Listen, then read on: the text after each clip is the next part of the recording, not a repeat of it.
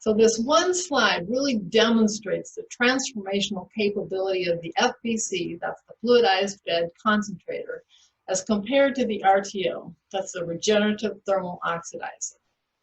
In this particular case study, the RTO used as much as 10 times as much energy as the FBC. And that's driven primarily for two reasons. One, the operating temperature difference, and two, the media configuration. Here you can see that the RTO is operating at over 1400 degrees Fahrenheit to burn up the emissions. By contrast, the FBC adsorbs those emissions at about 175 degrees Fahrenheit. We then heat that media to about 400 degrees Fahrenheit to regenerate it. This demonstrates that we can reduce the operating temperature as compared to the RTO by over 1,000 degrees. We also have a significant media configuration advantage.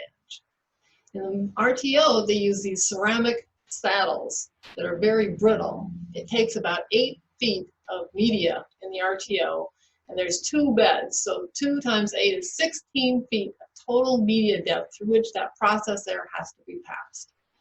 By contrast, in the FBC, there are 6 trays of fluidized media, and each tray is about 2 inches deep for a total of about 1 foot of fluidized media, as compared to 16 feet of static or non-moving media in the RTO.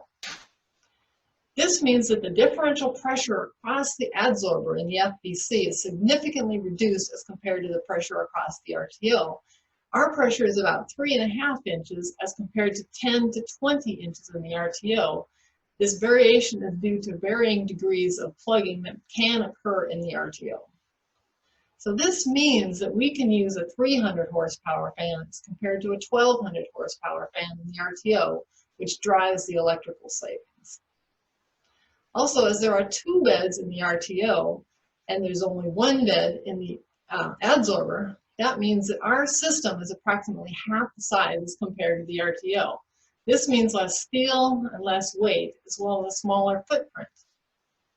Also, our media is bead-shaped. It looks much like a poppy seed, and it flows very much like water. This means that if there needs to be any cleaning or maintenance done to the device, we can easily drain the media out of the system, do whatever maintenance is required, then replace the media. By contrast, in the RTO, they have this very brittle ceramic saddle. And when they need to do cleaning and maintenance, they have to have operators literally climb inside the RTO. To remove it, they vacuum it out. When they vacuum it out, it breaks the media, which means they have to discard it, buy new, and then replace it. Also, the FBC is inherently safer than the RTO for several reasons. First of all, the operating temperature reduction. 2, the fact that our device has no large, heavy moving parts. In fact, the only moving parts in our device are the fans, which move the carbon through the system. Finally, as I already described, the cleaning and maintenance is significantly easier on the FBC as compared to the RTO.